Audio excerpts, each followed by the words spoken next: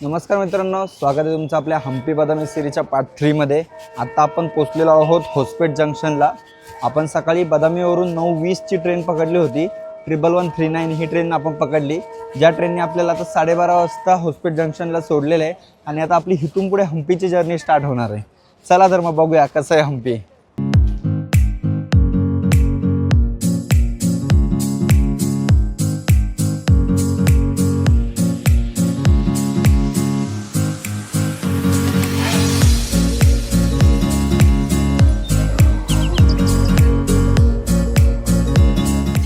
तर हे आहे मित्रांनो आपलं हम्पीमधील स्टे। इथे मोस्ट ऑफ तुम्हाला हम्पीमध्ये होमस्टेच मिळतील। जर तुम्ही येणार असाल तर प्री बुकिंग करूनच तुम्ही हम्पीमध्ये या, कारण इथे मोस्ट ऑफ सगळे होमस्टेच अवेलेबल आहेत।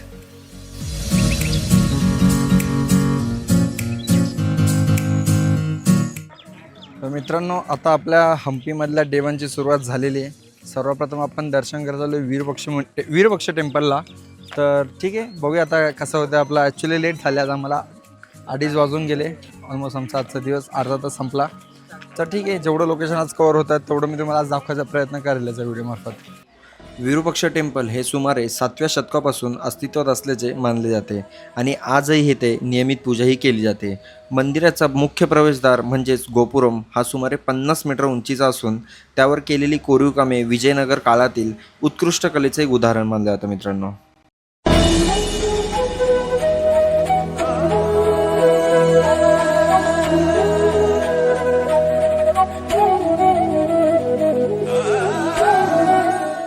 विरूपाक्ष टेम्पल हे हम्पीमधील सर्वात प्राचीन आणि प्रसिद्ध मंदिरांपैकी एक मंदिर आहे।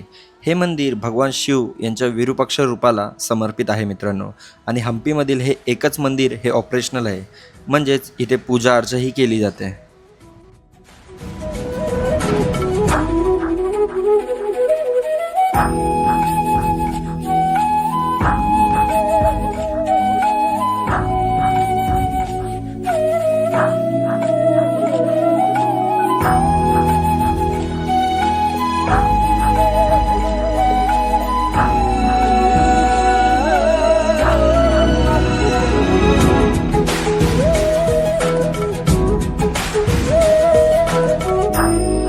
मित्रांनो विरूपाक्ष टेम्पलमधली अद्भुत अशी गोष्ट, याला पिनहोल कॅमेरा इफेक्ट असं देखील म्हटलं जातं। जसं की तुम्ही बघू शकता की समोर गोपुरम हा सरळ आहे, पण इथे पडणारी सावली ही उलटी प्रकारे पडते।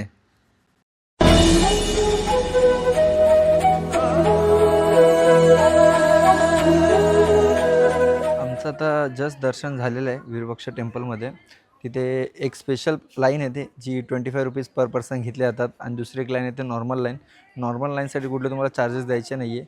नॉर्मल लाईन बेसिकली मुखदर्शन होतं, आणि जी 25 रुपीज पर पर्सन चार्जेस घेतात ते थोडंसं तुम्हाला गाभाऱ्यात एंट्री करायला मिळतं। हाच डिफरन्स आहे। तर तुम्ही मंदिरात आल्यानंतर ही गोष्ट लक्षात ठेवा। आणि अजून एक महत्त्वाची गोष्ट म्हणजे इथे शॉर्ट्स अलाउड नाही आहे। तर जर तुम्ही येणार असाल तर फुल कपड्यांमध्येच या।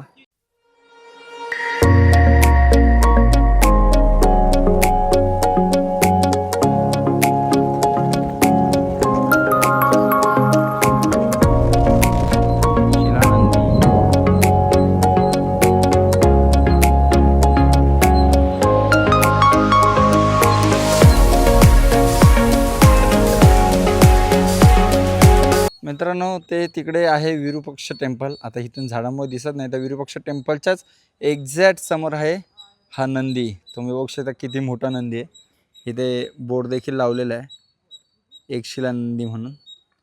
खरंच खूप भारी आहे। आलात या साईडला तर नक्की या। विरूपाक्ष टेम्पलच्या समोरून एक रस्ता जो सरळ सरळ, तो रस्ता तुम्ही पकडल्यानंतर तुम्हाला सरळ आल्यानंतर हम्पी बाजार दिसेल। लेफ्ट राईट तुम्हाला पिलर दिसतील, तेच हम्पी बाजार आहे। त्या पिलरपासून एकदम सरळ चालल्यावरतीच हा नंदी आहे। तुम्ही बघू शकता माझ्या बॅकग्राऊंडला। खरंच खूप भारी आहे नंदी हा। तुम्ही या, बघा, व्हिजिट करा। एकशिला नंदी बघितल्यानंतर त्याच्याच बाजूला चालू होतो मातंग हिल हा ट्रेक। मातंग हिल हा ट्रेक पूर्ण करण्यासाठी जवळपास आम्हाला एक अर्धा तासाच्या वर वेळ लागला। हे अंतर पार केल्यानंतर जो व्ह्यू मिळतो तो खरंच अप्रतिम आहे मित्रांनो। जर तुम्ही ते संध्याकाळच्या वेळेस आलात तर अधिकच उत्तम। आपला हम्पीमधील डे 1 आज इथेच संपत आहे, कारण आज आपल्याकडे वेळ कमी असल्यामुळे आपण मातंग हिल आणि विरूपाक्षा टेम्पल हेच लोकेशन कवर करू शकलो. पण आपण पार्ट 2 घेऊन येत आहोत. पार्ट 2मध्ये आपण हम्पीमधील बाकीचे राहिलेले लोकेशन घेऊन येणार आहोत. तर पार्ट 2साठी नक्की वाट बघा मित्रांनो आणि आपल्या चॅनलला सबस्क्राईब करा. थँक्यू.